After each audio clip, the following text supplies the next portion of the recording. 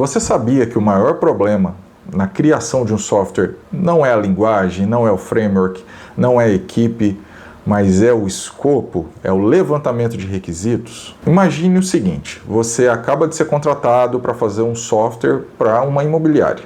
Essa imobiliária fala: eu quero cadastrar imóveis e quero que esse software sincronize com o site para mostrar os imóveis que eu vou vender. Você começa a fazer esse software e mais um pouco para frente, depois de umas 2 semanas, ela fala: e a integração com o portal XY? Aí o cliente começa: mas isso está subentendido, todo site de imobiliária tem essa bendita integração, e a conversa se estende, e isso não está escrito, e enfim, como que você vai resolver esse tipo de coisa? A falta de um requisito ou a distorção dele nas fases iniciais de um projeto de software é a pior coisa que pode acontecer. Às vezes aquilo que o cliente acha que é normal, para você não é, porque você está fora daquele mercado, você não conhece tão bem o problema quanto ele. Já aconteceram alguns casos na minha carreira onde simplesmente o cliente deixou muita coisa subentendida ou simplesmente não me falou, achando que era um padrão de mercado. E isso ocasionou alguns problemas comerciais e, inclusive, até devolução de dinheiro por conta da minha parte. Acontece que, por você não estar diretamente ligado com aquele projeto, ser geralmente algo novo ou alguma ideia nova, você simplesmente não tem todos os detalhes que deveria. Em algumas outras situações, você acaba falando apenas com uma pessoa que está envolvida no projeto. Então, a pessoa que você fala vai falar apenas aquela visão que ela tem das necessidades que ela tem. Quando você entrega o software, outras pessoas vão começar a usar aquele software e outras necessidades vão surgir porque você não conseguiu abordar tudo que deveria na fase de levantamento de requisitos. Então, como que a gente pode minimizar esse tipo de coisa? O primeiro ponto, como eu já sugeri aqui, é você falar com todas as pessoas envolvidas, principalmente com aquelas que vão utilizar o software. Elas vão poder te falar o que elas esperam de saída. Eu espero que o software faça X, eu espero que o software faça Y, integração com isso, com aquilo. Seria interessante se houvesse funcionalidade X. Não adianta você falar apenas com o gerente, com o diretor.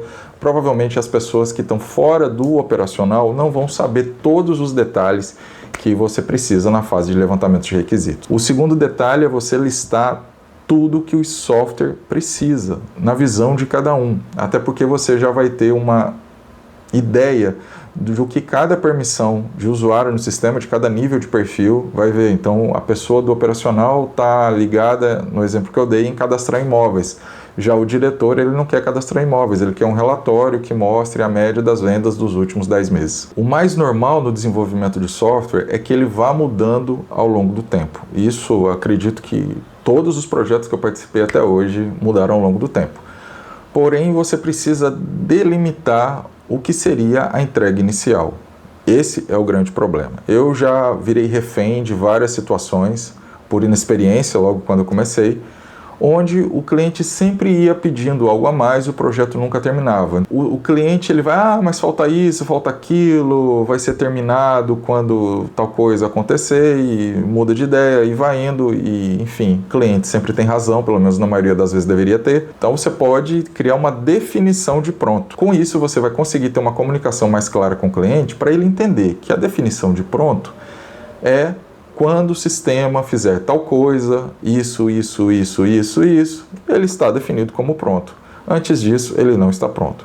Aparecendo alguma coisa fora dessa definição de pronto inicial, qualquer detalhe não é referente àquela primeira entrega, em sim uma adição, uma melhoria.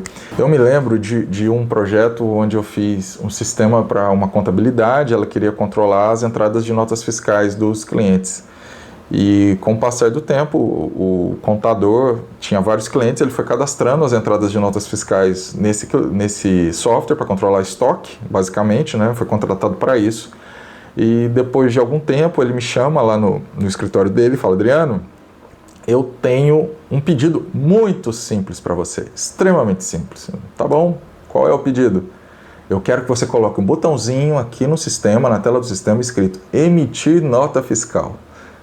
Eu quase caí da cadeira.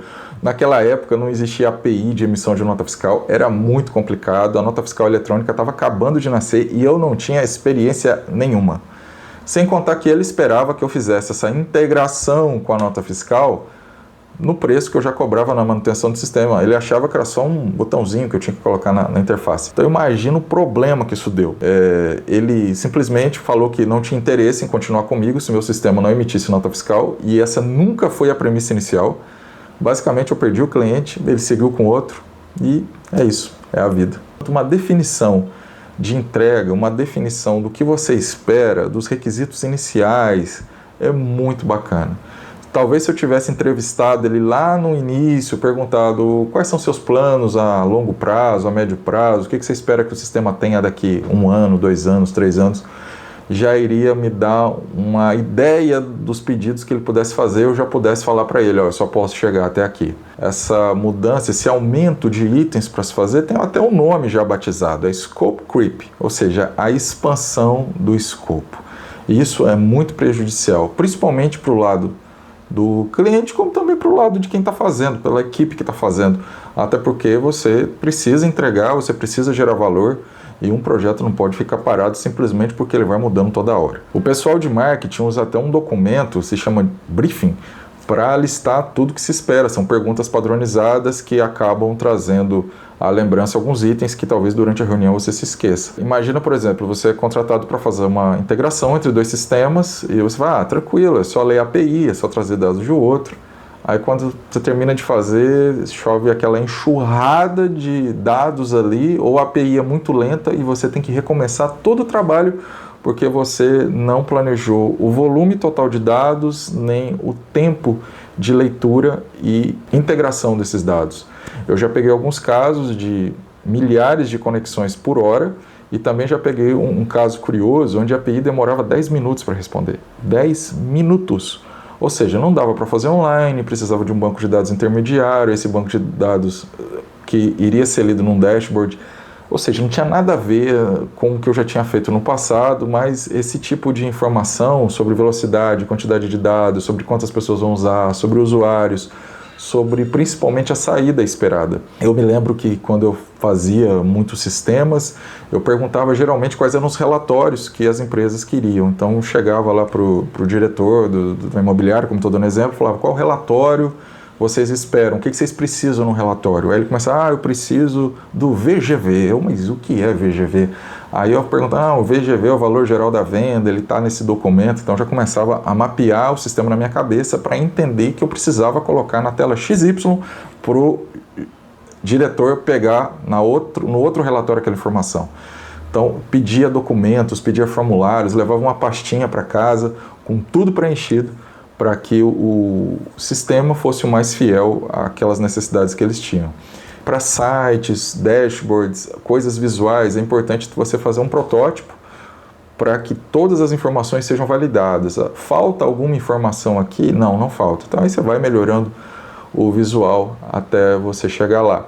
E nesse caso também é muito importante que você peça exemplos. Então eu me lembro de já ter solicitado exemplos na época que eu construía muitos sites, e os exemplos eram coisas que não tinham nem passado pela minha cabeça. Às vezes a pessoa queria um site, um layout XY que eu nem conhecia, coisa nova ou coisa muito antiga, e eu estava pensando em fazer de outro jeito, mas enfim, como o cliente sempre tem razão, a gente acaba fazendo exatamente como o cliente quer. Pode até convencer, mas enfim, geralmente o cliente sempre acaba ganhando nesse quesito. É difícil você conseguir convencer uma pessoa que ela está errada quando ela está contratando algum serviço de software. E aí, você já passou por alguma cilada dessas, de aumento de escopo, de falha na listagem dos requisitos? Conta aqui e manda esse vídeo também para alguém que já tenha passado por isso. É isso, um abraço e até mais.